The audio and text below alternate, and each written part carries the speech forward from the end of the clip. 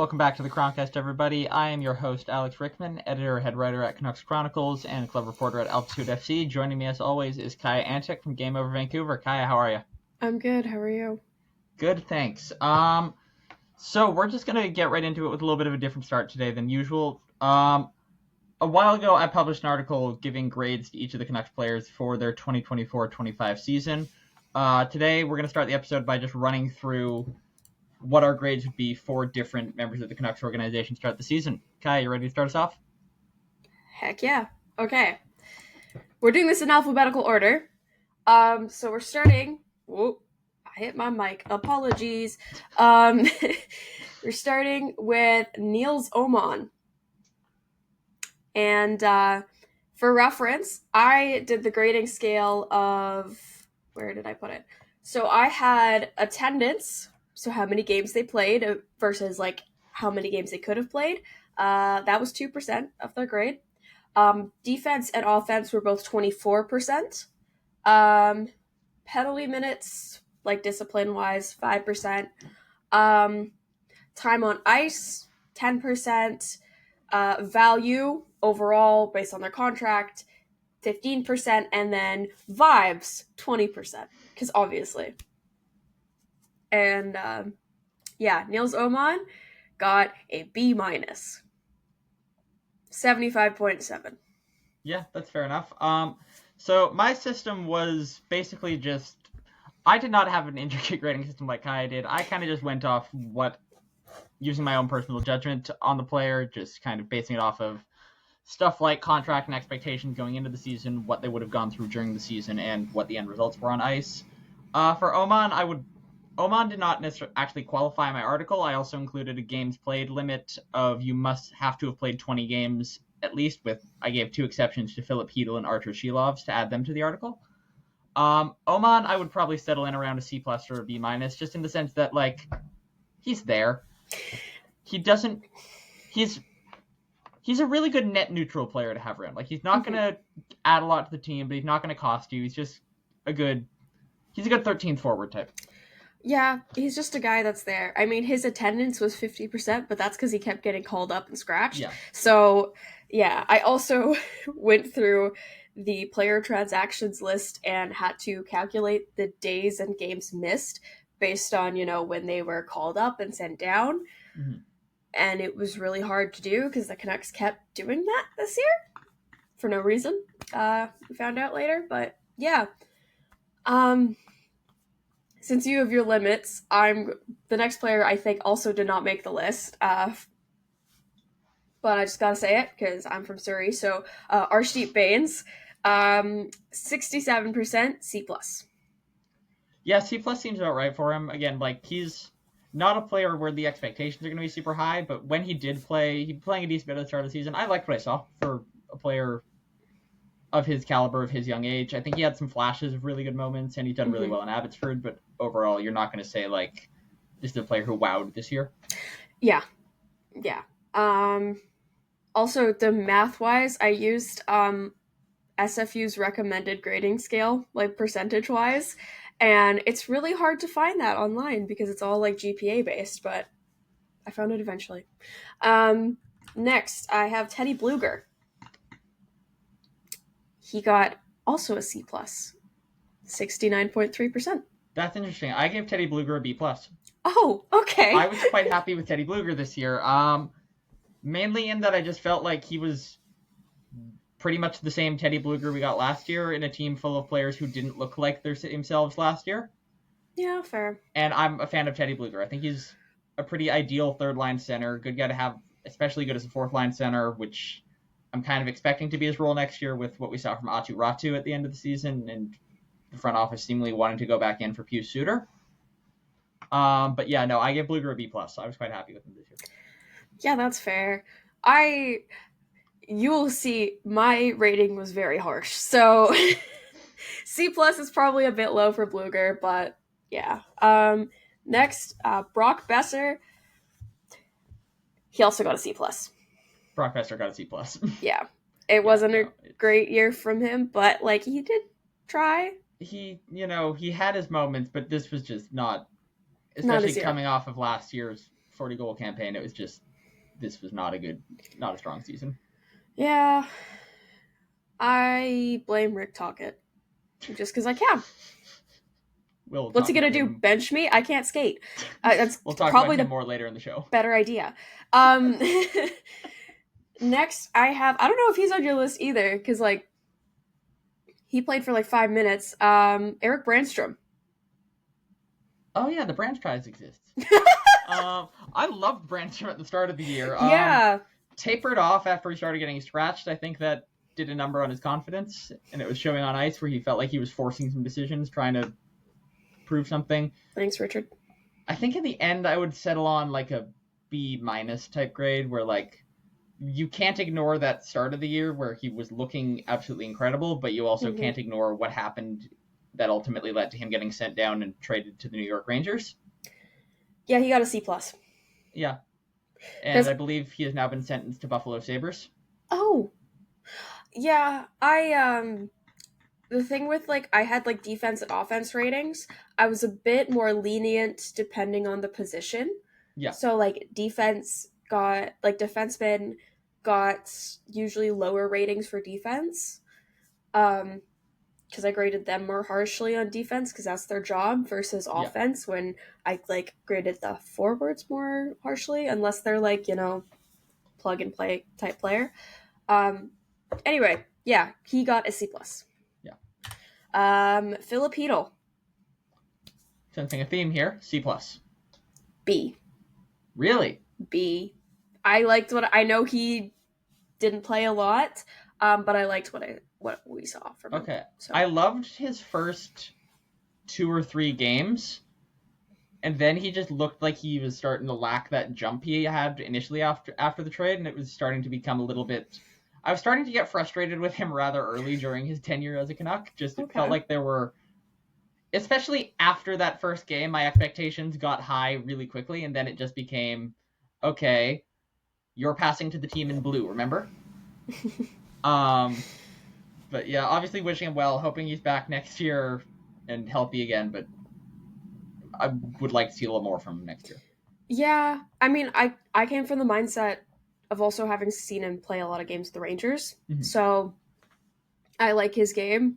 Yeah, there were some moments where I was like, okay, maybe don't do that. But overall, I think he was a good asset back. I just wish he could have played more, but obviously, thank you, Jason Dickinson. I missed that first 2 games of after the day of the trades where it just looked like Drew O'Connor and Philip Hedl were going to be revitalizing this team's forward core, and immediately got nuked by the coaching staff. Anyway, next time. I was going to say, I was like, I feel like it was a similar thing to Brandstrom, but that's another conversation for later. Jake DeBrusk. I gave him an A. I gave him a B+. It's hard for me to justify giving a guy who leads the team in goals anything lower than an A. He did definitely have his cold stretches, but I think he was one of our most consistently solid offensive players. And like, again, for a team that just struggled to put the puck in the net so much, having a guy who was able to actually getting 28 goals on this Vancouver Canucks team is a minor miracle. Yeah, I saw a thing from, I was just going through my camera roll and I saw something from, I think it was 22-23, or it might have been the season before, that was like a fake banner that said we had 3 guys score 30 goals. Yeah, pretty much. Yeah, that, we didn't even get that this year. So I gave him 0. A B. Yeah, I gave him a B+. I think it's mostly just because of the defensive issues. Yeah. I liked his play. It's just that, like, he was, aside from Brock Besser, who we know is not great defensively, he, was the lowest plus minus, which I know plus minus isn't a good metric to use, but like it is relevant in this case. Thatcher Demko. Sorry, I'm scrolling to have these in front of me, but I also had them arranged by position, and I got to refind everything. Sorry. All good. Demko, this was a hard one for me to rate because it just felt like, one, we got him during like 3 random ass stretches of play, and then we didn't get actually consistent numbers. I ended up giving him a B-. Same. Okay, yeah. That just felt like, I can't even justify this, it just felt right. Yeah, like, his vibes, admittedly, I put it at 49. Because I was just like, it was just not a good year for him. Like, yeah, he had some flashes where he was pretty good, but overall, yeah, less than stellar. And I'm just hoping he can have an off season where he can actually focus on recovering and getting ready for the regular season. I'm optimistic for next year with him too, because for the first time in God knows how long, he can hopefully come into a season healthy and with adequate cover behind him with Kevin Lankinen now signed. Mm-hmm. So I'm optimistic, but he's got to stay healthy. Yeah, like, what was his last healthy offseason, 2021? Yeah, probably. Oh my god. That's bad. It's been a minute. Yeah, B- for Thatcher Demko across the board. Vincent Desharnais. Also did not make my article because if you didn't finish the season on the Canucks, I did not include you. But with Vinny...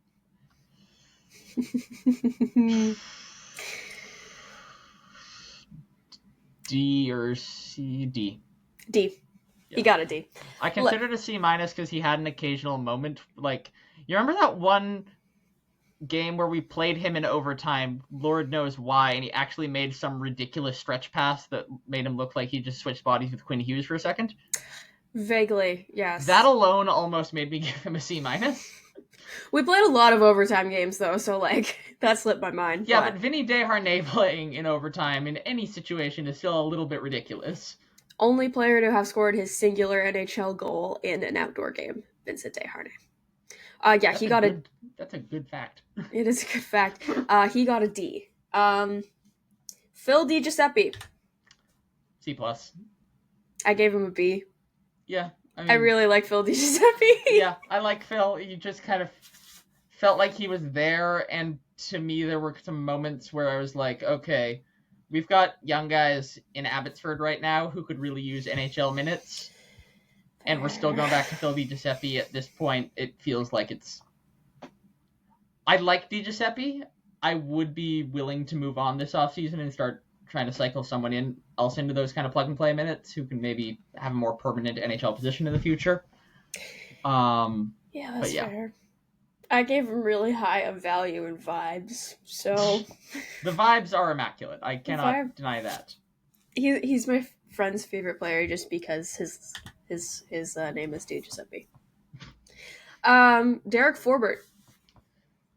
Derek Forbort, he had a... I gave him a B. Oh? I gave him a C-. What? Yeah. Derek Forbort? Why? I just don't think he was that solid defensively, which is kind of his job. And I thought he was really good defensively. Oh, I did not like his defensive game. I think he had a little bit of a rough end to the season defensively, but throughout much of the middle of the season, when he was finally able to get a good run of games in, I really loved his defensive play. It felt like he was, like, the one that worked in the, like, signing defensemen who play that big game stuff. He felt like, to me, he felt like the ideal just defensive bottom pair defenseman. Yeah. And his penalty killing I really liked. Yeah. I think the thing that, like, really got him was, I said my ratings were harsh, okay? Yeah. He got a 56 on penalty minutes. Yeah. He didn't lead the team. That goes to Tyler Myers, of course. 2 minutes for Tall. 2 minutes for Dahl. But yeah, I also thought he was a bit overpaid for that kind of... Yeah. But I don't know. The overplayed isn't on him. He's not giving overpaid. Himself those minutes. Oh, overpaid. I thought you said overplayed. Yeah, no, not overplayed. He did not play that much. Another player that got overplayed is later on the list, but his grade is lower.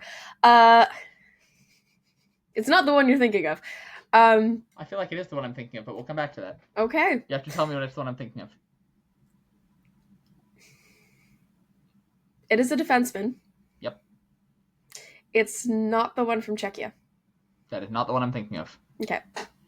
I'm thinking of the one from Chilliwack. Oh, no, it's not him. Anyway. Yeah, this guy. Anyway, not gonna spoil that. Tell me when it comes up, but let's move on. Yeah, C- for Derek Forbert. I don't know. I just, You pass. Congrats. See, he's getting degrees, buddy.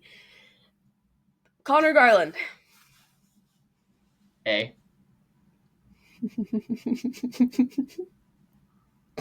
Give him a B-. You gave Short King a B-? I gave Short King a B-. What did Short King do to deserve a B-? Okay. I know it's not his job, but I gave him a really low defense.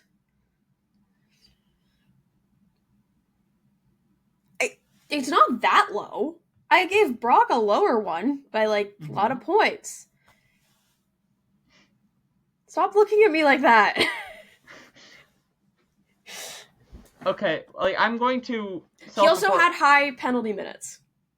I'll self-report my biases here and say, I've said this certainly to Kaja before, I don't know if I've said this on the podcast, my favorite genre of NHL player is buzzsaws, which the perfect example of this is Connor Garland.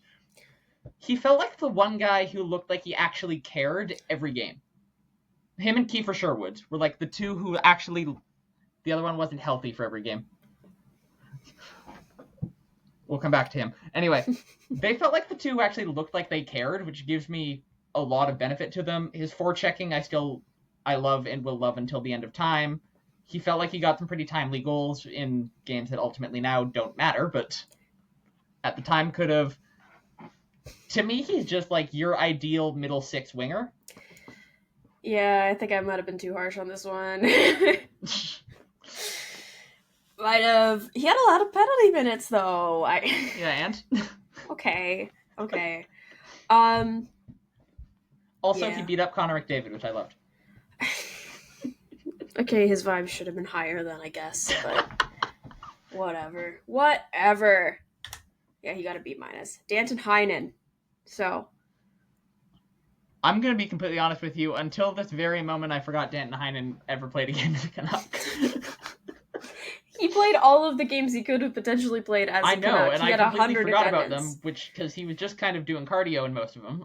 Yep. So for that reason, I mean, he wasn't, actively hurting that much. Former Surrey Eagles fan but favorite. He wasn't doing that much to help either. So we're going to just give him a nice C. Yeah, he got a C. He got a C. His value, 50. Yeah. Mm-hmm. Yeah. I was excited about that signing when we announced it. I was I liked him, but it just didn't work here. Yeah, the only signing I was excited about was Nebraska. I was just I don't understand why we need any other of these players. I liked all the forward signings, and two of them aged well. Anyway. I unfocused for a second. Yes, you did. Yeah. Niels Höglander. B+. B-. Okay, yeah. Yeah. Start of the year, Höglander would have gotten a lower grade, although I think some of that was just him getting put in the doghouse and not being given a chance to actually show his game. But by the end of the year, he looked like himself again. He was just again, buzzsaw. Mm-hmm. Love it. So if we get a Höglander next year that looks like the Höglander we got in the second half of this year, or even better, looks like the one we got in 2023-24, I'm going to be really happy with him. Yeah, he was snowmobiling the other day. It was on his Instagram story, but it was really funny because it was snowmobiling, and then the next day I saw a post of him training on the Canucks account, I think, or something like that, and I was just how did he do that quickly? Because he was in the middle of nowhere. He's a character. He is. Okay, 76.3 for Niels Höglander. I will send you my whole spreadsheet with this. I did formulas and everything. Nice. Philip Hronek. I gave him a B. I give him a C. I tried to be nice. For the bit. Yeah. Yeah. You go first. Oh, I was just going to say, because I rated defensemen more harsh on things like defense. I give him a 40. Based on, the minutes he played and stuff like that. I also gave him a 48 on value because I feel like his contract is way too much for what he actually does. Hronek, for me, a little bit like Höglander in the sense that first half of the year was rough. He would not have gotten a B for that first half, I'll put it that way. But the second half, and especially after Hughes got injured and he was forced to step into a bigger role, he impressed me, especially, again, in the games where Quinn Hughes was out. I think he really showed a side of him that I'm not even sure we had seen from him yet as a Canuck. I think he played some of his best hockey there. And just throughout the second half, he looked a lot more like the player who we gave this massive contract to, rather than just kind of a guy who was out there floating. Yeah, I don't know. I still think he's overpaid. Oh, yeah. And, like, when he stepped in for Quinn Hughes, he did a pretty good job, but, like, and that helped him a bit, but, yeah. I'm also interested to see next year, is he back on that top pair with Hughes, or do they try putting him with Marcus Pettersson more? Because I do really like that pair of him and Pettersson. European men with beards. That is the pairing. Quinn Hughes is next. How many pluses did I add next to his name? 1, 2, 3, 4, 5. I believe that's 8. Yeah, he is the only player in my rankings to get an A+. Do we even need to explain this one? He's the best defenseman on the planet. And he played like it. He had 100s in 3 of the 7 categories. Just look at one of those charts that shows the difference between what the Canucks were like with him on the ice versus without. And that really tells you all you need to know about this man. Mm-hmm. Quinn, please stay. He got a 70 on penalty minutes. And that's just, like, in comparison to everyone else. But his penalty minutes are really high, I feel like, because he got ejected from that one game for hitting Josh Norris in Ottawa. Yeah. But yeah, Quinn Hughes, A+, no further explanation needed. Dakota Joshua. There's a mistake in my article. I'm just realizing I put Linus Karlsson above him. Oh. I can spell. Anyway, Dakota Joshua, I gave a B. I gave him a C+. But I don't know. I feel like it was more of a lacking year compared to his previous season. But at the same time, understandable. It's the most justifiable down year in NHL history. Yeah, like, perfectly fine, bro. C+. I really don't have anything further to say. Yeah, I gave him a little break on my expectations just because of everything he went through in the offseason, which partly led to the B. That plus, like, again, late in the season, once he kind of had his legs under him, it felt like he was starting to look like himself again. He was starting to generate that offense again. And even when the offense wasn't there, I felt like some of the physicality and the tenacity was still present. Yeah. So I'm willing to be a little lighter on that and just be excited about the fact that next year we're going to be able to have a fully healthy Dakota Joshua again, who's going to come in hungry after this year wanting to prove something. Yes. Yeah. Okay. Noah Juulsen. F. D. I gave him a D in my article. Mm-hmm.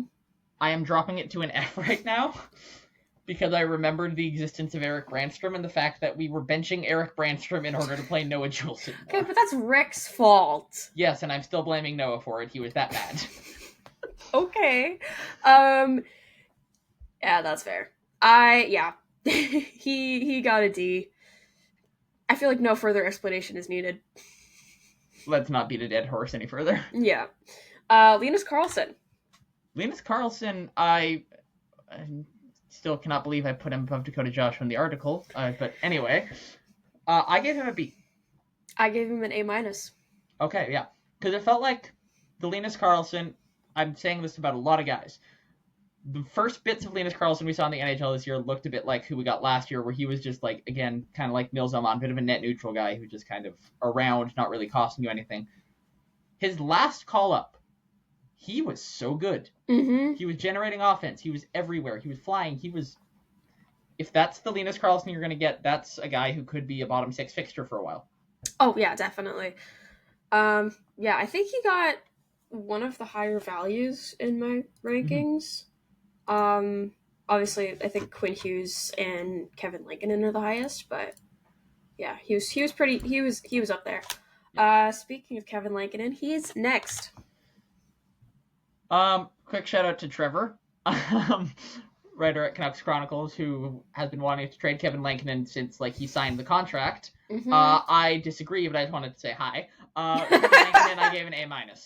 I gave him an A because he was signed to be we didn't know when Demko was coming back, but he was signed to be a backup, and he played over 50 games.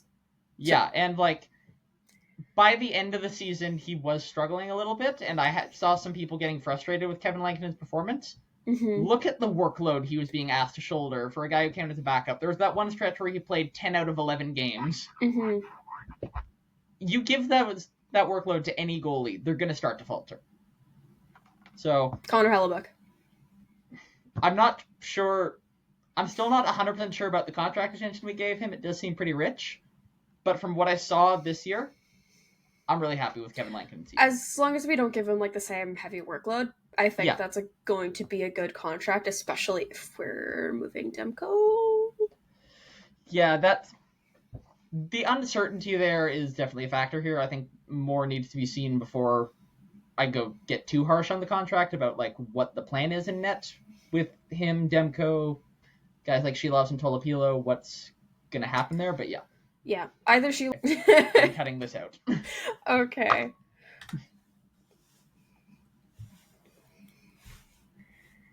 So who's next? Jonathan Lekarimäki. Jonathan Lekarimäki. I've seen other people who do grades go a little up and down with him. I went for a B+. I went for a B. Yeah. I think he had a good year. His defensive game needs some work, but other than that. Yeah, the numbers are not necessarily the best, but one, he's a rookie. Mm-hmm. And two, if you just, the eye test shows a lot. You can see, one, how sharp his shot is. He's got a real nose for the net. He's playing a very confident game. If he's able to just continue that, the pucks are going to start going in. And extra credit for causing a Jacob Markstrom crash out. Right! Forgot about that. Previously mentioned on this very show, but it was... what a moment. Yeah. I was like, oh, right. It was him that did that. Yeah. Next, I have Victor Mancini. Victor Mancini, I am a big fan of this guy. I like also what I've been seeing in Abbotsford in the playoffs.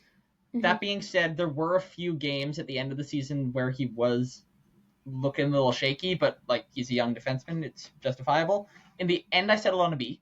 Same. Yeah. But my hopes are high. Yeah, I rated defensemen higher, lower usually when it comes to defense, so he got a lower mark there, but I think he's going to be really strong for the future. I like that we got him in the trade over the other guy, and yeah. Not to name any Ryan Lindgrens. No. Yeah, Victor Mancini. He is also tearing it up for Abbotsford right now. Yeah. In the playoffs, which we will get to later. The way he moves, too, for someone his size is mm-hmm. That's really impressive. Mm-hmm. Yeah. JT Miller. Also not in my article because, again, players who didn't finish the season as a Vancouver Canuck didn't count. JT is a hard one to grade. I'm going to just... based off of... B-, C+, type C+. F. He got a 5% on vibes. Let's be real, he got 5% on vibes, 15% on defense. Yeah, sure, he was able to, score and stuff, but whatever. You threw the season away. You're a grown man. Yeah, he gets an F. Not the lowest rated F, though, I'm gonna be honest. He is one of two. We're still not there yet. I think I know who it's gonna be, but anyway. Tyler Myers? B. B+. Yeah, he looked... The Tyler Myers we've seen since Adam Foote came in as the defensive coach has been a lot different than the chaos giraffe of his early Canucks tenure. And I like this Tyler Myers. He's like not a guy who I want. Well, I was going to say he's not a guy I want on a top pair, but when he was playing with Quinn Hughes, they both looked solid. Mm-hmm. Part of that, of course, does come from the fact that you're playing with the best defenseman on the planet who could probably at least make me look like an NHL average player. But yeah, like he's been pretty effective. So he still does have an occasional Tyler Myers moment. He does still take a lot of penalties, but I like this guy. Yeah, I think and it also... he does feel like one of few players this year who was actually positive for the vibes. Yes. Yeah, I like Tyler Myers. I'm a fan that we are paying him a little bit less than we were before.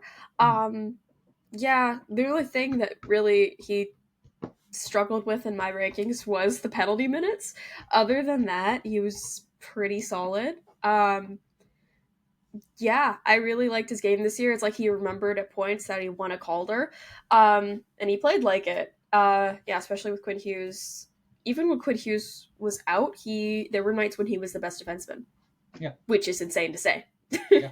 Like, tell me a year ago I was saying that about Tyler Myers. Nah. Anyway, $3 million a year Mizey is a good player to have. Yes. Drew O'Connor.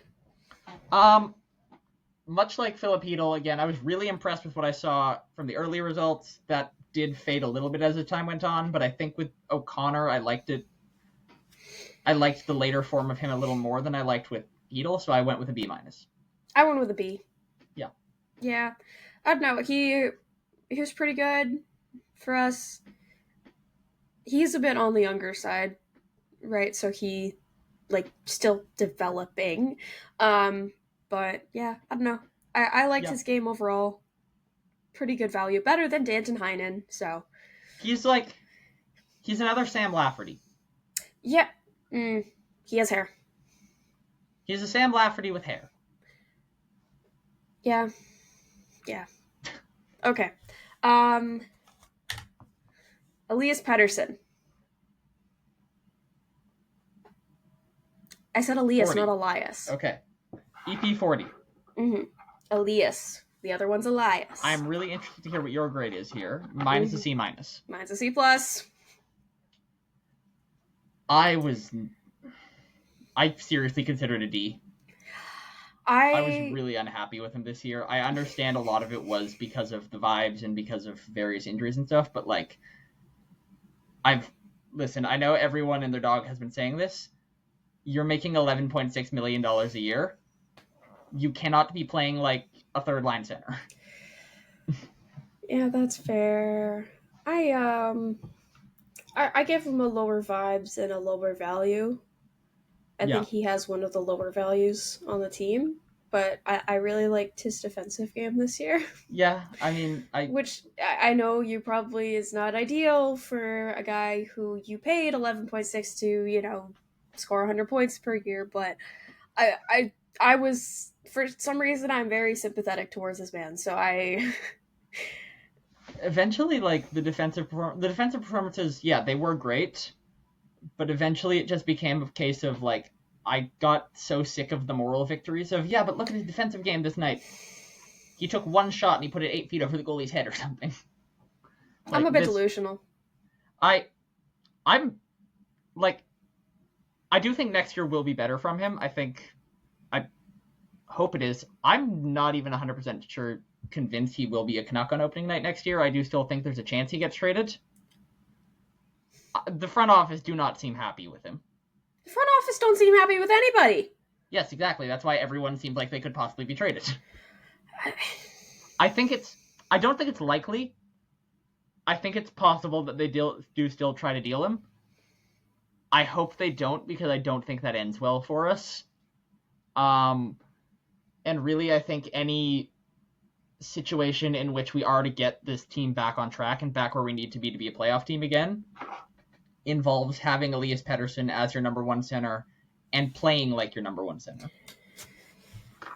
Yes. So you have to bet on, if you're going to get this back on track, you need to be able to bet on him getting it right. Yeah. Yeah. I think I gave him a higher grade because of the injury issues and stuff, and like personally, I get it from like a injury that won't go away type deal, but yeah. There were these stretches of like 5 to 10 games at a time too, where he did look like himself again. Mm-hmm. If we can get that, just get that on a regular basis, and he needs to have a monster off season here. Yeah. I mean, he already saw the Miami Vancouver game. Yeah, that's your one outing you're allowed. Now just go sit in the weight room. I'm kidding. No, I was gonna say that's the beginning of his monster off season. He saw Sebastian Berhalter score a banger, and now he's like. He got to be in the same building as Giuseppe Bovalina. He will now be motivated to once again be the Elias Pettersson we know and love. He witnessed Jesper Sorenson's aura. He saw me try to die for the badge.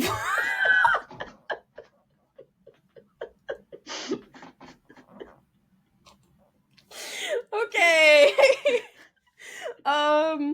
Now Elias Pettersson.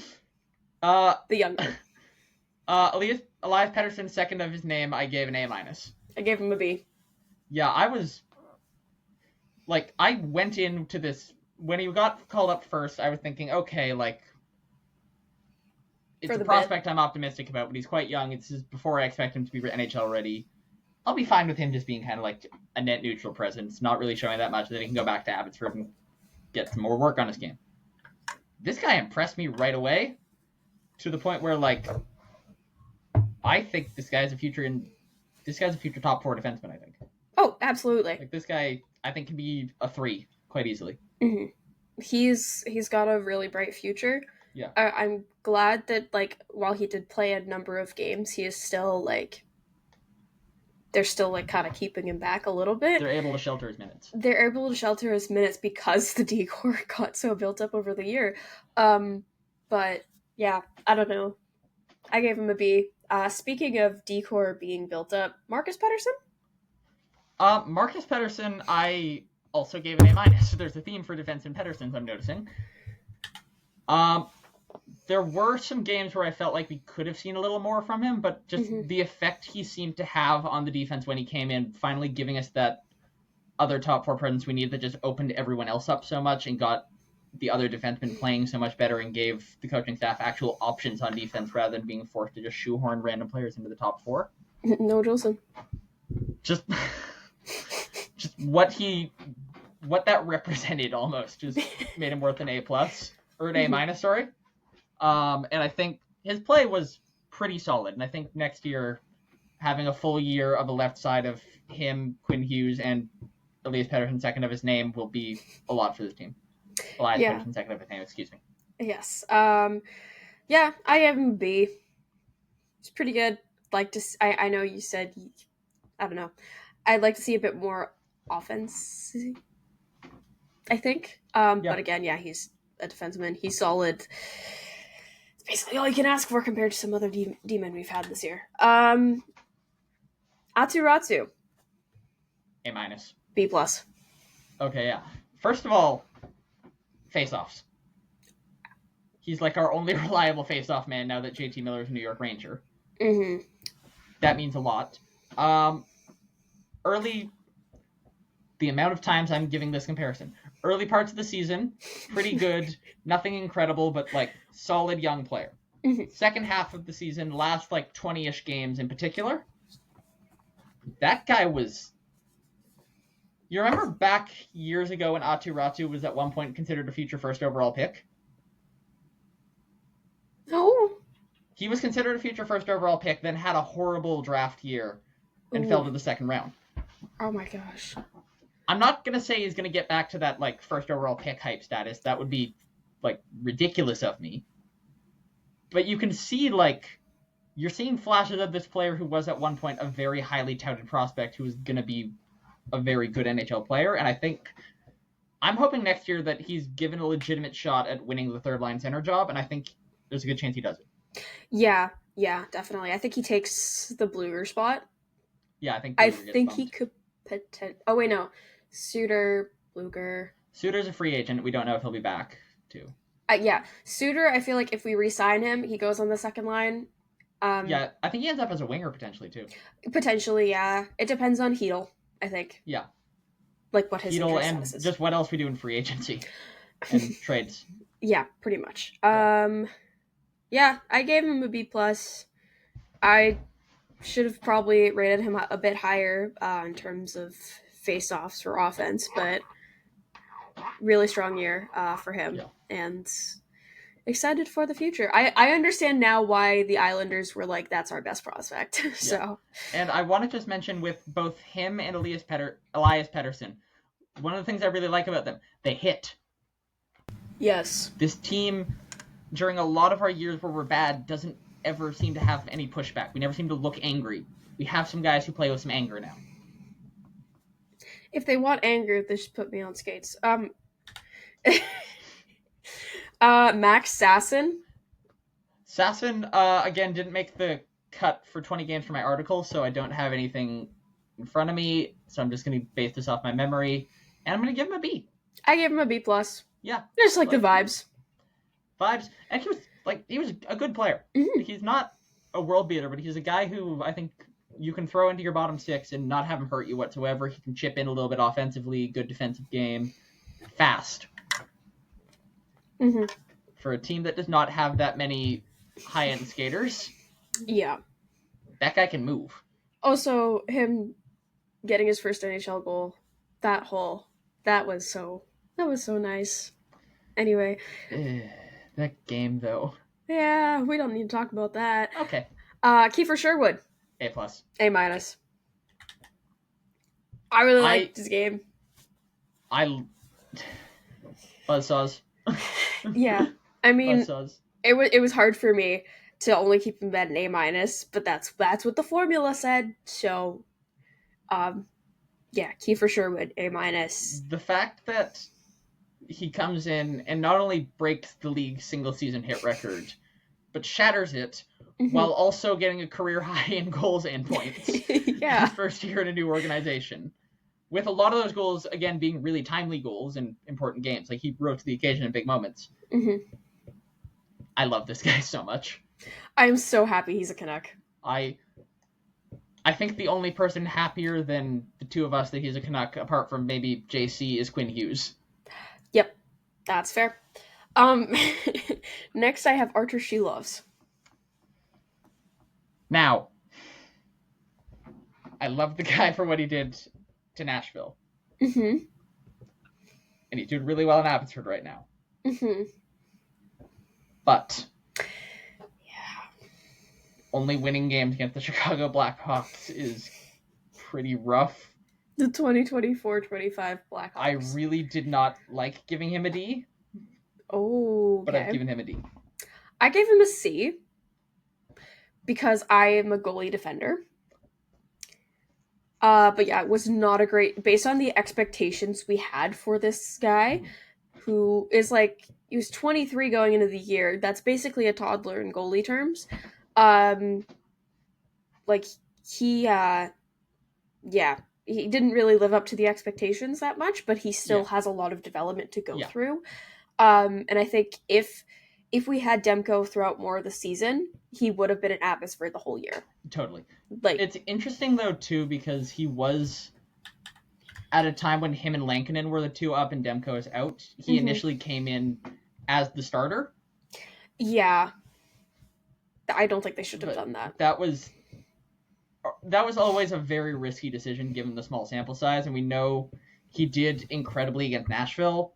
Against Edmonton, though, he started to show some flaws. And just once teams started to figure out his game, he didn't seem to adapt quick enough.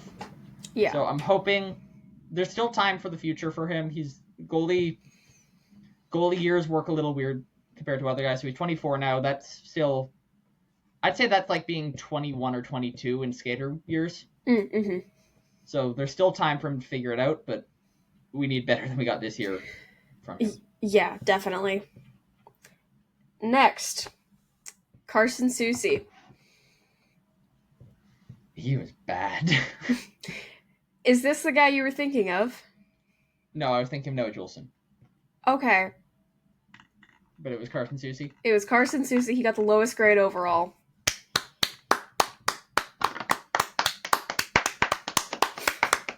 Carson Soucy, you got a 48.1%. That's an F, sir. I'm not going to disagree with that. I think it's an F. It's not good. I think, again, with expectations from how good he was last season, too, to whatever the hell this year was, and some of that was not on him. Putting him and Tyler Myers together on a second pair was never going to work. That's two players who just, like, stylistically should not be put together whatsoever. They have the exact same weaknesses, which is they can't move the puck. Yeah. Although Tyler Myers figured out how to later on when he was freed from Carson Soucy. The Carson Soucy hypnosis, just, you're not allowed to move the puck. Ooh. To the New York Rangers, all I say is good luck. No, they don't need luck, they need Jesus. Daniel Sprong. Oh yeah, he exists. Did you put him in your article? No, he played 9 games, didn't he? Okay, yeah, but like I thought you said. He got a D. Can I give him an I? I didn't see enough from him to actually give him anything. That's fair. That is so fair. He scored our first goal of the season. That's all he did. I actually kind of liked a couple games from him. The preseason?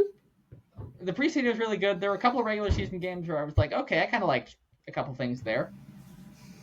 And then eventually it just... eventually we traded him for nothing. So... yeah. Thank you, Vasily Podkolzin. Yeah. He got a D. He did nothing except for... We paid him...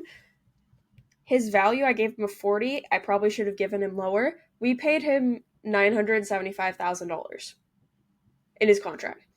So, if he had played the whole year, he didn't get any more points, which highly unlikely.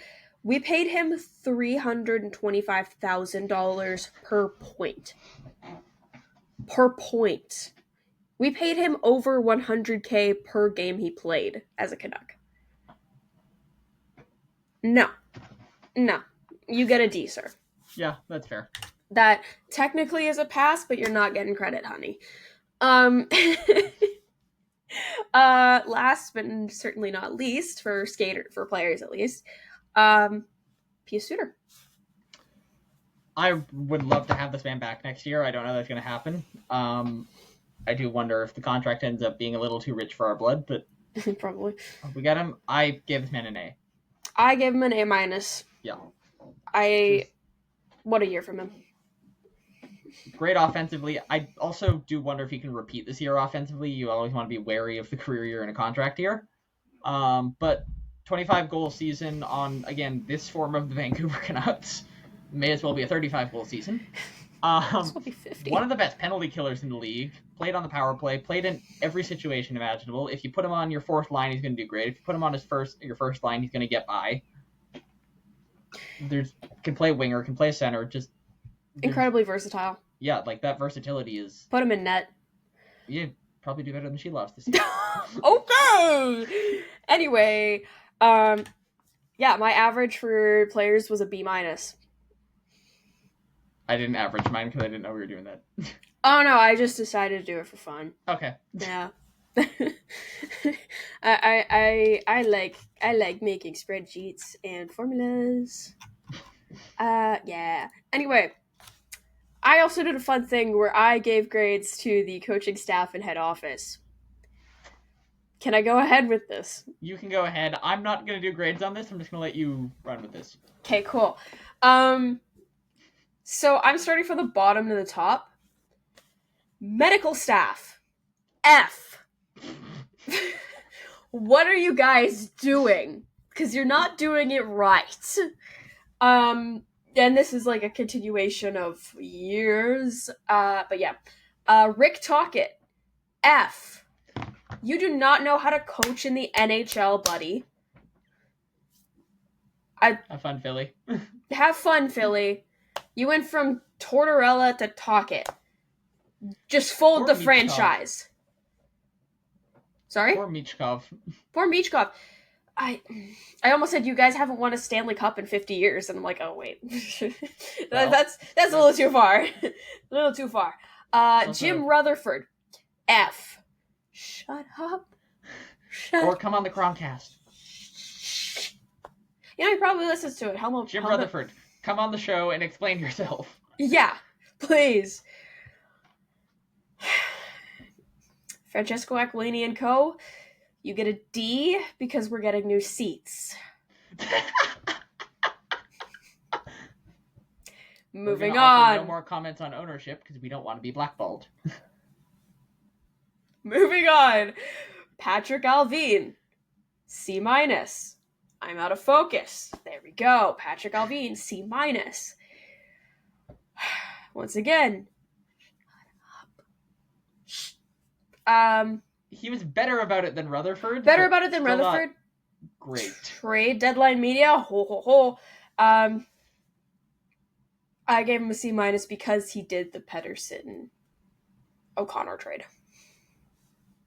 And got rid of JT Miller. So yeah, like the transactions I think were pretty sound. Transactions, but he also traded Vasily Podkolzin to sign Daniel Sprong for 9 games. That one was bad. Most of my problems with the front office this year, that one aside, was not necessarily in the moves they did make, but in the moves they didn't, and also what they said. Uh-huh. But, yeah. Yeah, they talk a lot for a bunch of people that really don't do anything. That's conversation for another episode. It's like Brendan Shanahan. Anyway. Adam... Oh, wait, no. I'm skipping ahead. No! I did not mean to delete that cell. Okay. Torenius, the goalie coach, C+. I mean, we were kind of spoiled with Ian Clark. Please give us a bit more improvements for goaltenders. Yeah. Anyway, not much to say there. A bit of an impossible goaltender situation. Adam Foote, B-.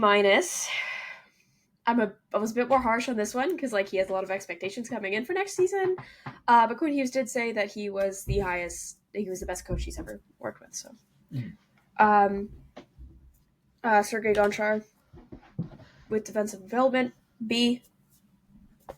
Our decor finally looks good.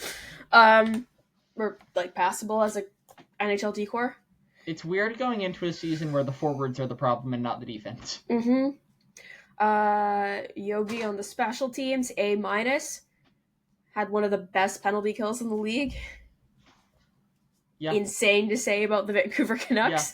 Yeah. But the power play could have been better, but also with a lot of the down performances from certain players. You know the one I mean. And the entire power play? Well, there's one in particular who I felt should have been contributing more on the power play, but... Elias Pettersson? Brock Besser? Pettersson. Okay. Because I was like, there's a whole Besser list. I thought was still decent on the power play. Yeah. I was like, I give him an A- because the power play issues also weren't exactly helped by Quinn Hughes missing a lot of games. Yeah, and there was a lot going on off of the power play that would have had problems trickle into the power play. So I think if he had a cleaner slate, we probably could have done better. Yeah, that's fair. Manny Malhotra and Ryan Johnson with the Abbotsford Canucks both get an A. Did an amazing job over there. Yes. They're currently in the division finals against the Colorado Eagles. We'll talk about that in a minute. But yeah, A, amazing job. I think it was 13-game win streak that they went on, which is absolutely insane. Great job out there. And last but certainly not least, the Sedins, A+, because how could I rate them any lower? They're the Sedins. A+ for existing. A+ for existing. You did the Sun Run the fastest in your age group. Yeah. The fact that they still do the grind every year when they have prospect minicamp and are beating all of them. Yeah. They're not human. I also feel like that should be a worrying thing that maybe... I don't even know if it is, just because if it was anyone other than the Sedins, it would be worrying. Fair. But they're just machines. Yeah, I was about to say they're like Captain Sweden. I'm pretty sure I heard Daniel once did it 11 times in a day. I've never done it once in my life. Same. So, you know what? I'm no longer worried about them beating the prospect on it because they're just unbeatable. Yeah, they're cyborgs. That's fair. That is fair. But yeah, I think that's it for Canucks grades. Yeah. So we hinted at this a little bit earlier, but the Abbotsford Canucks are currently in the division final against the Colorado Eagles. Series at 1-1 after Abbotsford won their game. Abbotsford lost their game last night at time of recording to Colorado. I believe it was 5 or 6-2 in the end. In a game that neither of us watched, but JC Clemes, aka Nux Memes, on his story said that it looked like Abbotsford got reffed. Game 1, though.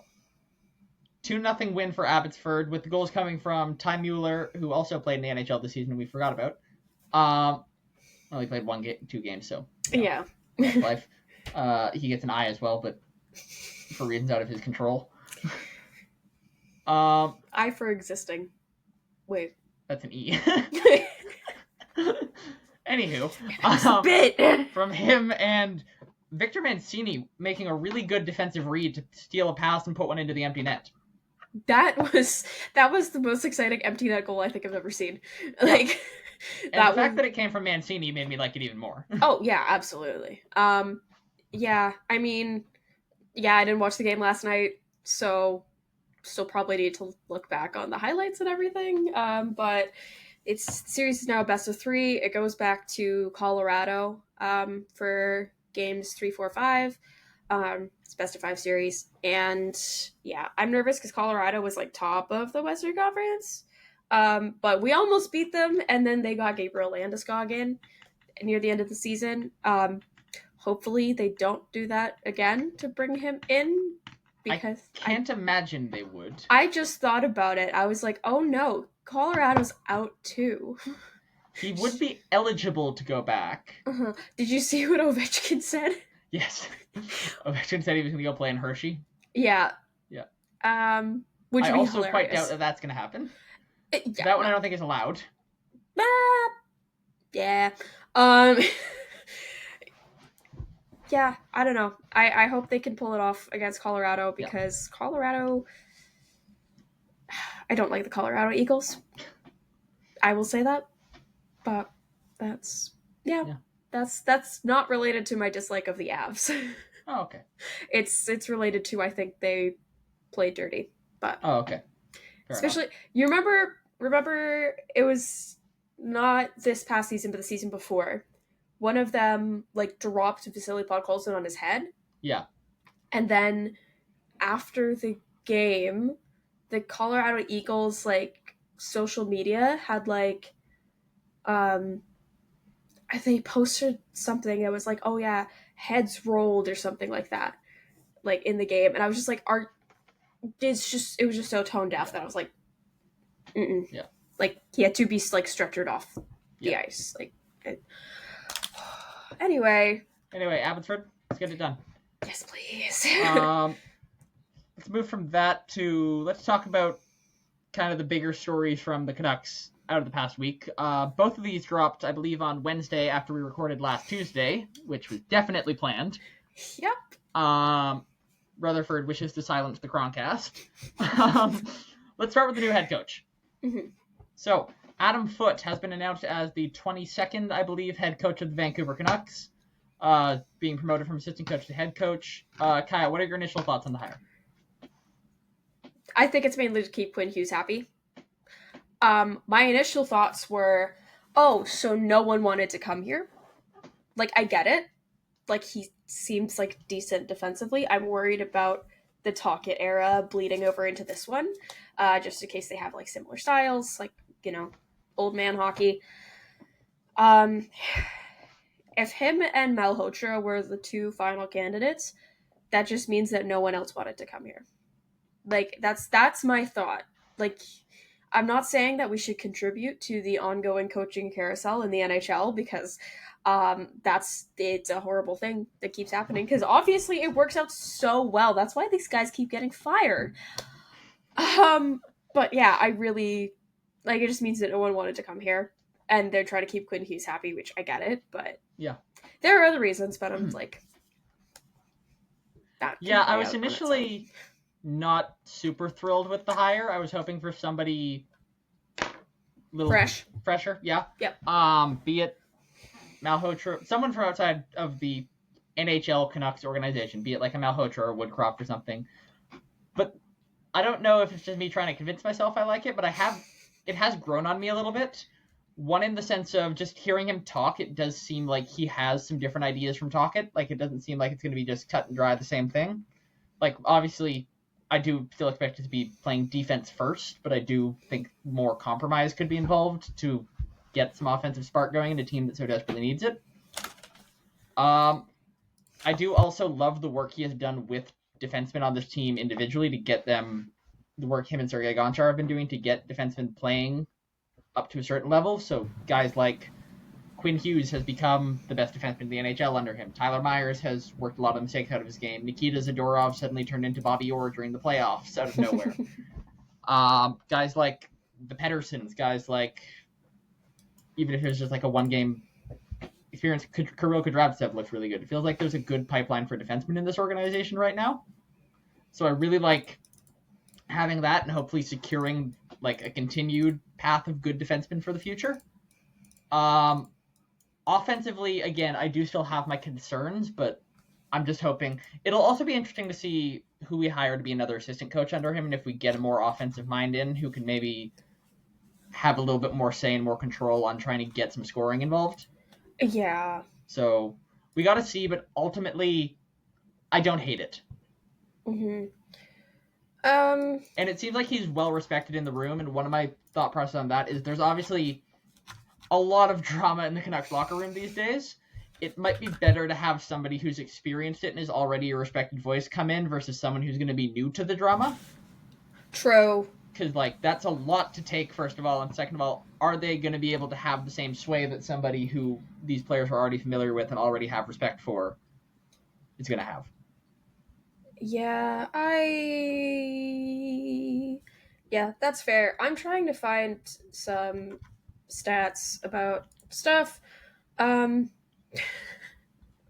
There's not this the WHL website sucks. Yeah.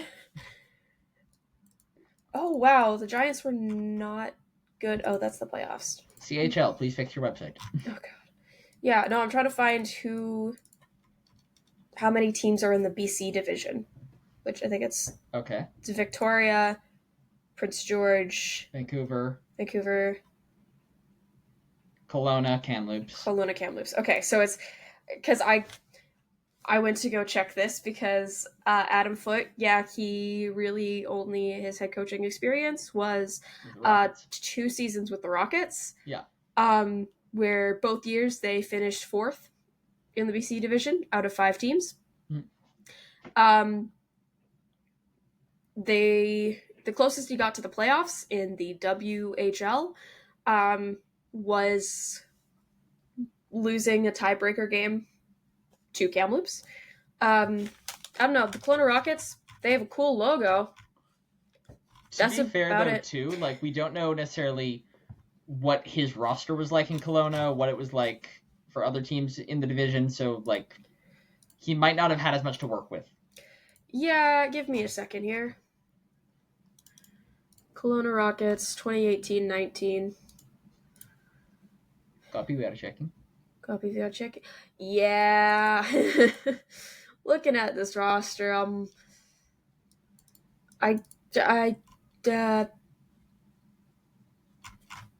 that's not a good one. 2019-20, not great looking. Or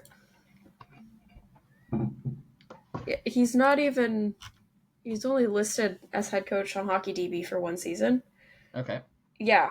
One of the top scoring was his son. For both years. Nolan, not. Yeah. I think that's probably the reason he coached there, but yeah. Anyway. Yeah. I mean, he was a defensive coach during the Colorado Avalanche very bad era, so there's that. There's not really that much more to say about him. Yeah. He's a guy. He's a coach. That's That's all I'm gonna say. Yeah. I've long been of the perspective that a good coach won't win you game, but a bad coach will lose you games. Rick Tockett! You said it, not me. I've said it like 5 times this episode. He's not a good coach. He has had 1 year of proven success, and that was on the shoulders of Quentin Hughes.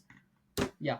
Anyway, so I'm just hoping that, like, listen, our roster on paper, I think, is a lot better than the results we got this year. Mm-hmm. So I'm hoping that we can at least play up to what our roster says we can be. Yep. So if we can just facilitate that happening, that's big. And in terms of operation, keep Quinn happy. Mm-hmm. I think we need... One, it does definitely help to have a coach who he likes and who has a proven track record with, although I think ultimately the most important thing keeping him happy is going to be winning games. Mm-hmm. I think, like, if you can prove to Quinn Hughes that you have a good direction, that you can give him a chance to win a Stanley Cup in Vancouver, then he'll stay. Like, I don't think... I get the New Jersey has his brother's thing. The last time he signed a contract here, he signed for 6 years. You don't exactly sign a 6-year deal when you're going to try to leave at the first possible opportunity. Yeah. Yeah. So, I think if we're not a place where he feels he's going to have a shot to win, he's gone. It's simple as.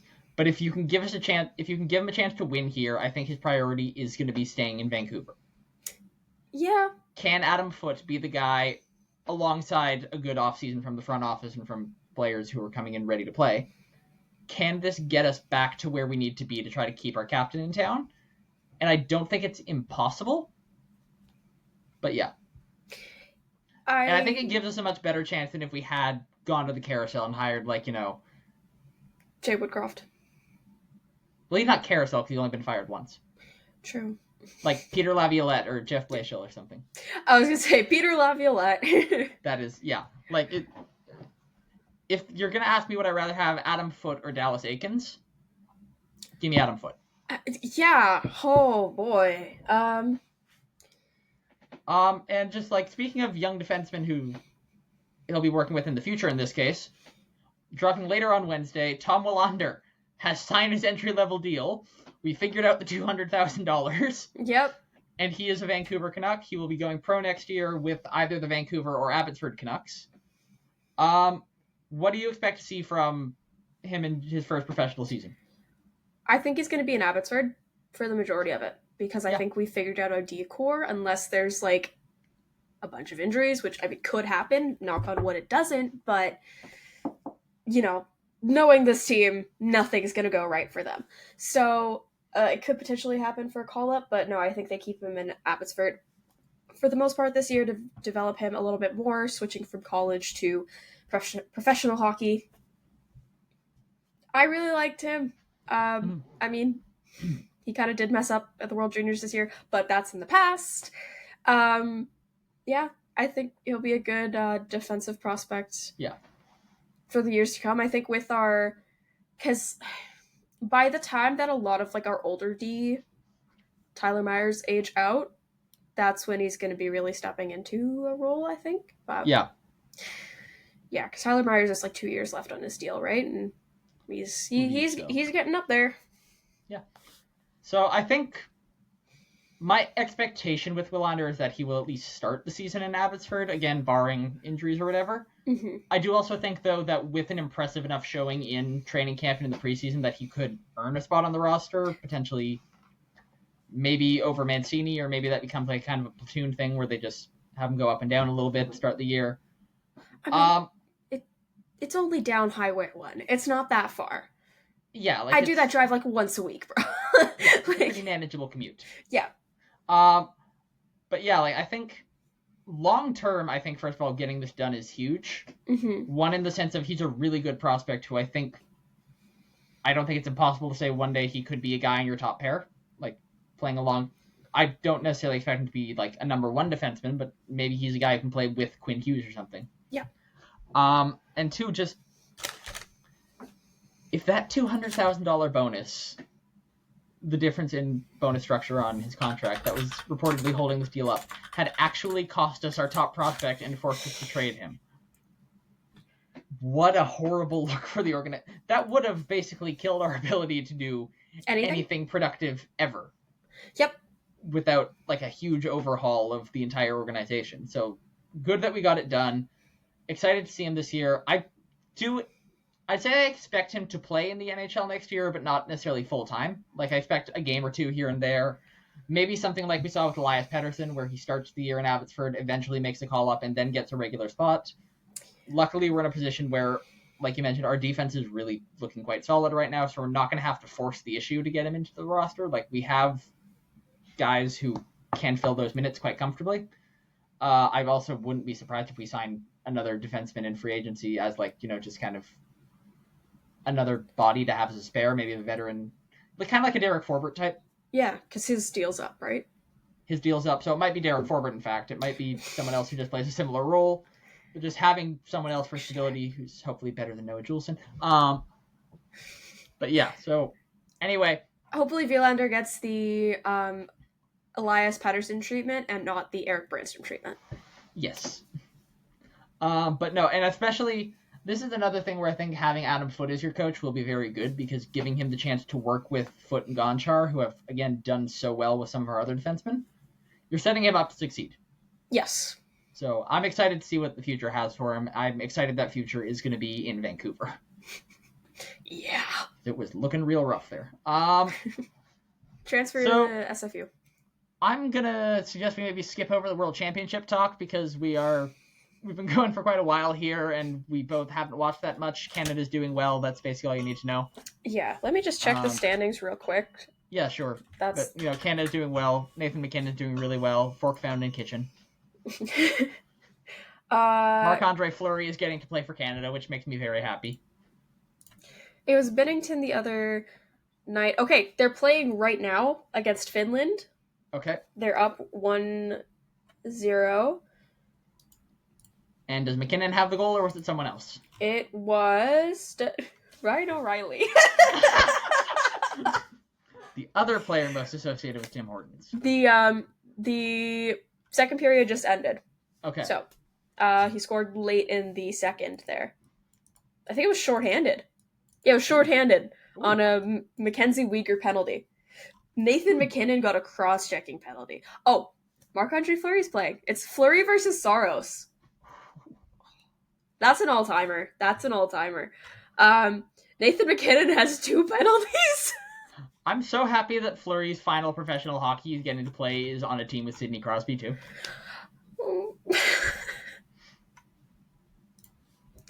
That hurt. Anyway, they play their last group stage game tomorrow against Sweden, who probably are adding William Nylander.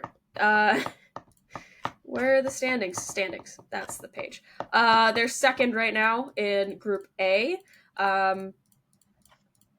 But to Sweden, I would assume. Yeah, to Sweden. But Sweden has 1 game more and 1 win more. Sweden and Canada are both undefeated. So if we close it out against Finland, we're tied. They have the higher They have the highest positive goal differential, I think. Yeah. Okay. 28-2. So they're plus 26. Close one there. The team that scored the most goals is Czechia. 33. Switzerland has 30. They're higher than the US right now in the standings. Same amount of games played. The US is 2 points behind Switzerland. Love it. That's so fun. That's so amazing. So let's just one more hockey topic. Conference finals are set. Yes. So in the West, it'll be the Edmonton Oilers against the Dallas Stars. In the East, the Leafs did the funny. The Florida Panthers will be playing the Carolina Hurricanes. The Leafs will be enjoying this from beautiful Galveston, Texas. Oh, God. That's where the Rainforest Cafe water ride is. I want to go there. They wanted to go to Cancun. They can drive their ass to Galveston. Shout out Chuck. Yeah. Friend of the show, Charles Barkley. We'll try to get him on. Isn't he besties with Gary anyway, so... I think so. I like that Charles Barkley's a big NHL guy. I just love Charles Barkley. Yeah, that's just one of the many things I like about Charles Barkley. Yes. Anyway, how'd this work out for you? I just realized it might be backwards. No, it's forward. It's on forward for me. Okay, cool. It says "We Want Florida." It's a T-shirt I bought in 2023, and well, you got Florida. I just really find it funny that Brad Marchand was being more sympathetic towards the Leafs than Leafs fans were, which I get it, but it's just objectively hilarious. There's something hilarious too about the Leafs being eliminated on the same day as the final round of the PGA Championship.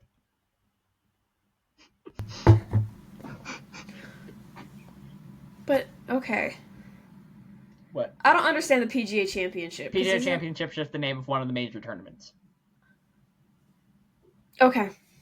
That's dumb. We'll talk about that later. I was like, that's just objectively stupid. We'll figure this out while we're not on air. Yeah, I don't know golf.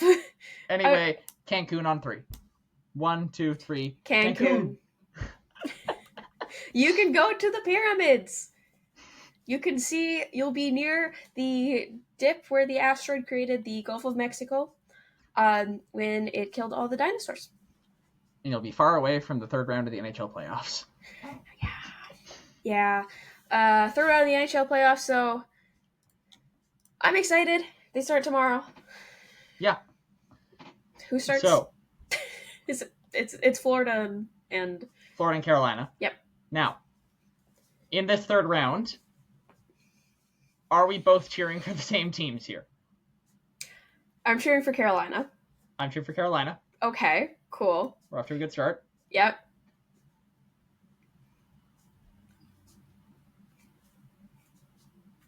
Dallas.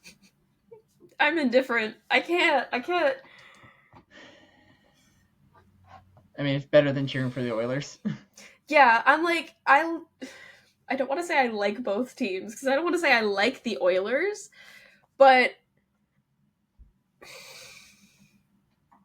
I think it's Carolina in the end.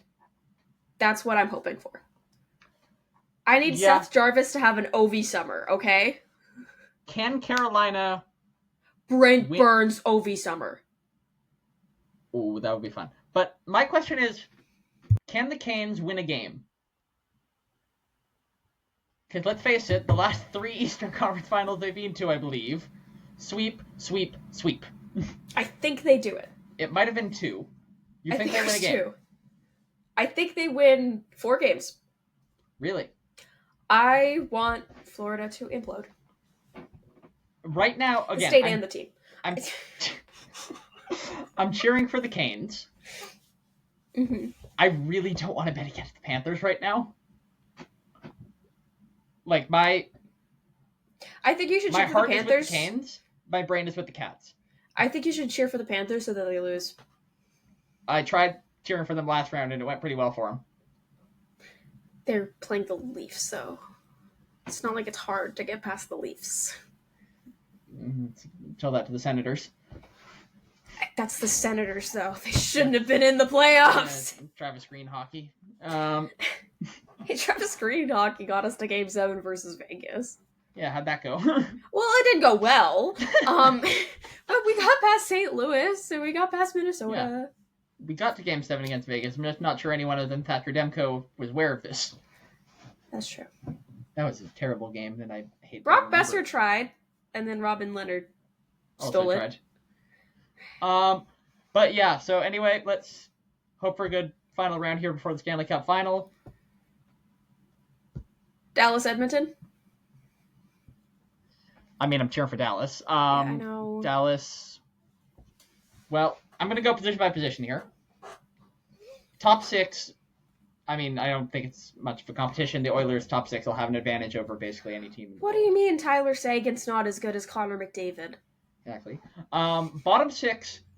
Dallas is definitely better on paper, although the Oilers were getting really good results from the bottom 6 last round. So that'll make things interesting. Defense and goaltending, however... Oh, Dallas all the way. The Oilers will be beaten in those 2 categories by any of the 3 remaining playoff teams. They will be beaten in those categories by any remaining NHL team. Bar maybe the Chicago Blackhawks. Yeah. Bar the Blackhawks New York and Islanders. the Boston Bruins. New York Islanders defense. I'm still going Boston and Chicago. Okay. San Jose. Anyway.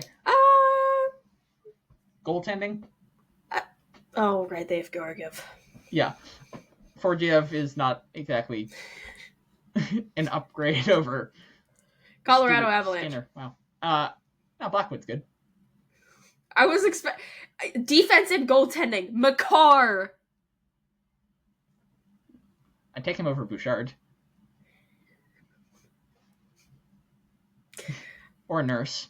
That's... Ekholm, Wallman. Anyway, yeah, so the Oilers... Jake Wallman mentioned? Best friend of Nikita Zadorov. What? Zadorov, after Wallman was whining to a ref last year, just looked at him and started grittying. Right. Yeah. Yeah. Mm-hmm. That was one of Was my that favorite... also the game that Jake Wallman won? No, that was the game after that. Okay, cool. Because we were hammering the Red Wings, I think, at this point. That sounds accurate. Iser plan. Anywho, yeah, like, goaltending for the Oilers, I was looking at Calvin Pickard's numbers. They're not good. He has not been a good goalie in the playoffs. The thing is, he's been enough where their insane offense can carry him to a win. His save percentage is like .880. Yeah, they need... It just doesn't compare to how terrible Stuart Skinner was before the last 2 games of that Vegas series where he suddenly decided to become a prime Dominic Hasek for no reason. That's the thing. Stuart Skinner becomes good at Game 4. I think if they played Pickard Game 1, 2, 3, put Skinner in Game 4, 5, 6, 7. Yeah. Why am I giving the Oilers strategy? Yeah, anyway, this series I could very easily see going to 7. Yep. If it does go to 7, I'm going to take Dallas. That's fair. I think the Oilers need to get it done quickly if it's going to happen. Mm-hmm. But if the series goes the distance, I'm going to take Dallas. More than anything on the basis of, in a Game 7, even with how he has played in some late series games in the past, who would you rather have in net? Jake Ottinger or one of Stuart Skinner or Calvin Pickard? You're discounting Colin Delia, man. That's correct. I watched him play as a Canuck for quite a while. But he can read. To quote Connor Garland, probably the only guy on the team that can read. Do they give you extra goals if you read a book in the crease? The other team will. Exactly. Anyway. This scrap paper bracket that I have is almost 100%, it's 75% correct because I had Toronto over Florida, but barring that, I have Dallas, Edmonton, and Dallas goes to the finals, and I have Carolina, Toronto, and Carolina goes to the finals. Nice. So with that, I think we can end hockey talk. We are going to go into... Winnipeg. We cannot end hockey talk. I forgot about this. Do you want to take the lead on this one? Yeah, so Winnipeg and Dallas played game 6. Dallas was up 3-2, and Dallas ended up winning in overtime 2-1. The only goal was scored by Mark Scheifele, who unfortunately his dad had passed away just before, like the night before or the morning. Anyway, Stars fans and a bunch of NHL fans as well ended up raising over $30,000 in $55 donations for the True North Youth Foundation out of Winnipeg. Yeah, I thought that was a really class act. Stars fans, good job there. And also just thoughts to Mark Scheifele and family. But yeah, that was, because Scheifele was also in the box during that goal too. So it was pretty heartbreaking to watch, but yeah, there was a lot of hugs in the handshake line. Mm-hmm. Yeah, no, condolences to the Scheifele family, and big credit to Dallas fans for that gesture. That's big. Yes. We didn't talk about Rick Tocchet. We did not talk about Rick Tocchet. Should we? Let's talk about the Formula One and then come back to Rick Tocchet. Okay, cool. Go a little off script here. Okay, cool. So, The Formula One AWS Gran Premio del Made in Italy e dell'Emilia Romagna took place, otherwise known as Imola. I just had your hand. I was like, he's gonna say the whole thing. I am going to say the whole thing. Yep. It's the last year on the race's contract. So not happy about that, but yeah. Assuming this is it, thank you, Imola. Thank you, Imola. They should come back. They should. Considering the history that it has there. The history, the fans, the fact that it's actually a good track, unlike whatever street race they're going to replace it with. Street race in Iqaluit.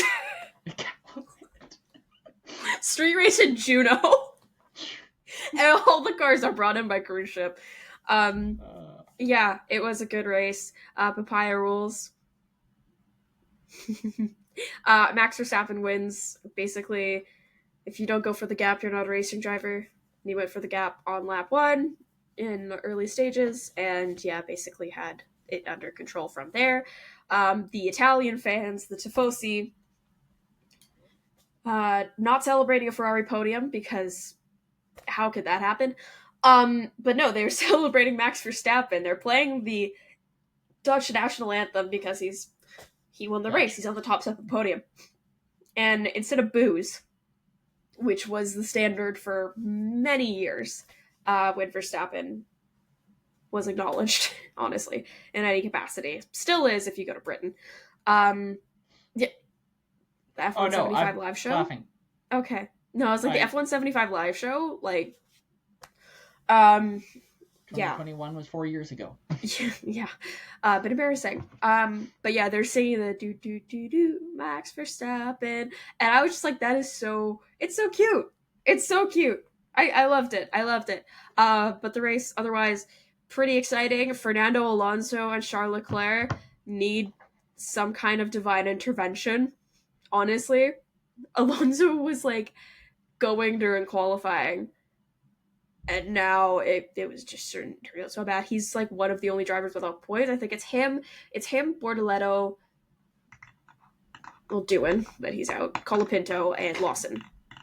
The 5 drivers without points. And most of those are rookies. So one of those doesn't have a seat, but all rookies, aren't they? All rookie, like if you count rookies at like 10-ish races or like half the season, like I counted Lawson as a rookie. A lot of people don't. All rookies. Oh, yeah, all rookies. It's also Red Bull's 400th race. They have also gained more victories in the 21st century than Ferrari. Yeah, as a team, and they've only existed since 2005. So Ferrari had a 5-year head start on that, but I also saw this. I think Max at Red Bull has equaled Michael Schumacher's win total at Ferrari. Yep. Yeah. Well, who's won the majority of the races for Red Bull and for Ferrari in the 21st century? Yeah. It's been those. But like there was a lot with like, Vettel and Webber and and but like Kimi Räikkönen.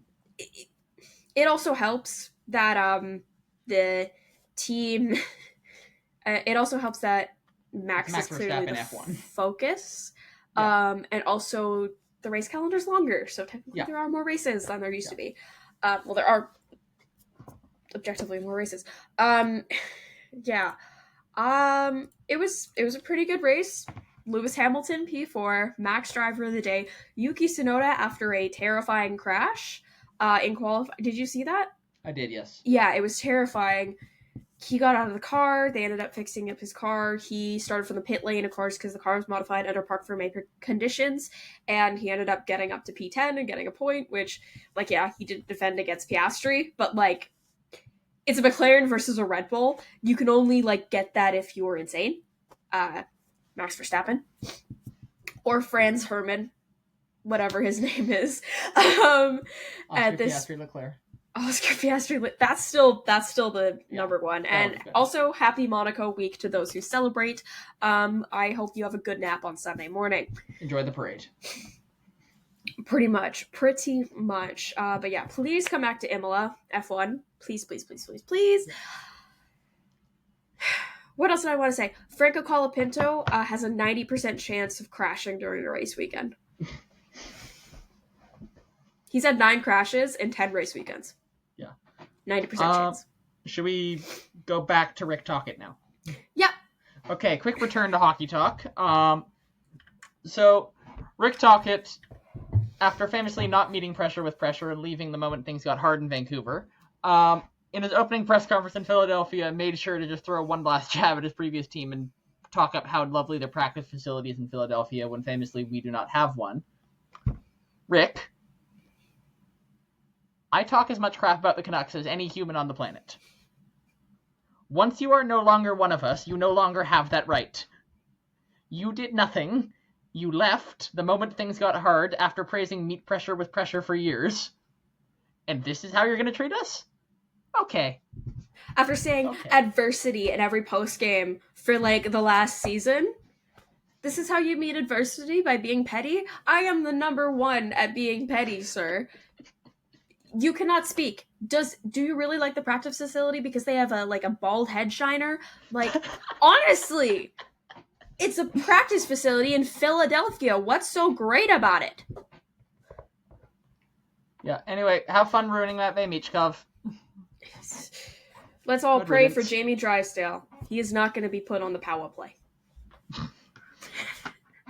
So, the Vancouver Whitecaps claim to have played a game against Austin FC on Saturday night. Did they? Kaja, did this game actually happen? I don't know. I didn't see, like, a score or anything, so I don't think anybody... I think any goals. We got, like, a rain out or something. Yeah.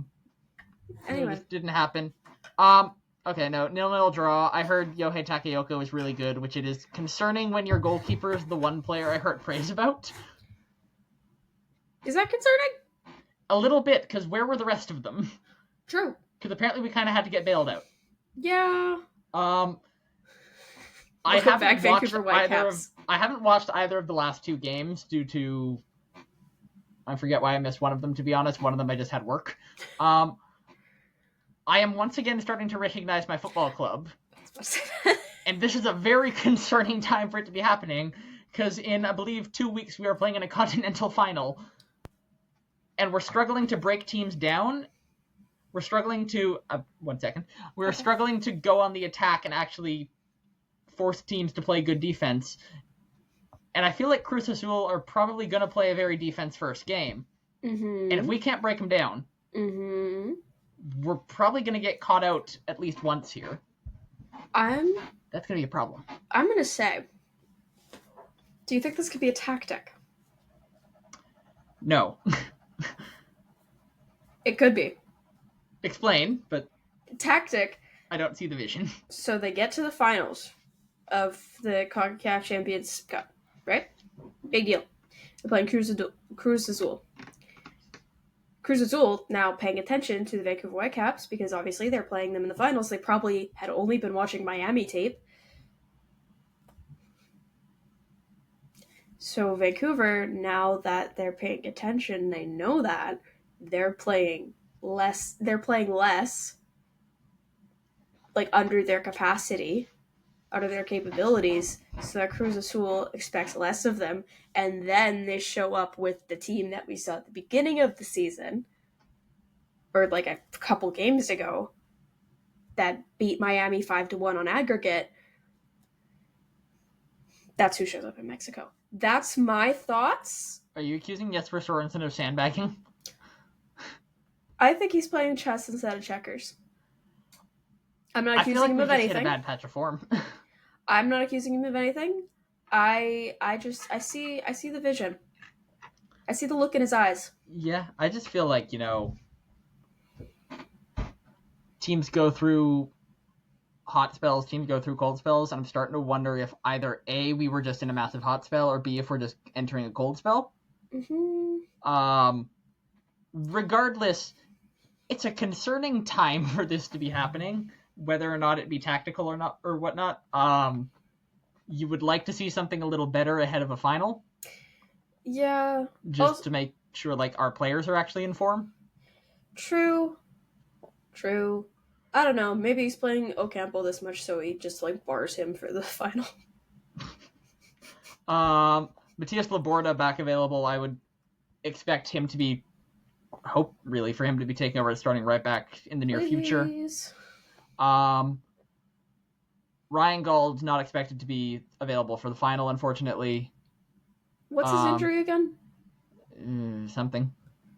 Was it I thought it was his knee. Okay. Ryan, if you need a knee, we're probably the same height, so... What? How tall is Ryan Gauld? You're probably about right. I was like, I met him. I'm pretty sure we're the same height. Yeah. But yeah, like, let's get this back on, please. And please start Matthias Laborda again soon. I miss him. Yeah. That's and fair. He's better. Anything else we need to cover today?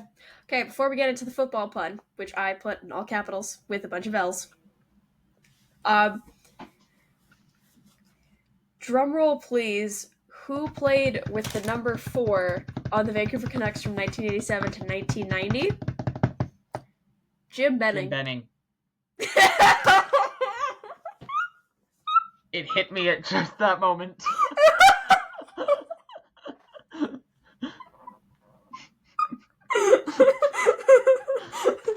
I've been waiting like 2 hours to say this. Jim Benning. For those who want an explanation about this, no. No. You don't get context. Anyway. If you're in the brat chat, you get the context. Or that's not even the theme anymore. Anyway, yeah, football pun. This is really bad. But, what do you call the matchup between Inter Miami and LAFC? What? El Plástico.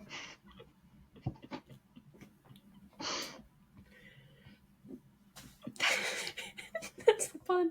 That's it. Thank you. I'll bow, but I'm sitting down. So on that note, I think we've said all we need to say. I think it's time to wrap up the show. Yeah. Thank you all for if you've gotten to this point in the episode, thank you very much for sticking around. How? I'm sorry. So thank you all for listening. You can find us at Nux Chronicles on Instagram. You can find me at Alex_Rick03, also on Instagram. Kaja, where can people find you? You can find me basically on any form of social media. Kaja with a J, M-A with an E, because that makes sense. That's about it. All right. So big thank you to Helmut Marko for listening. To the Toronto Maple Leafs, enjoy Cancun, and we will see you next week. Galveston.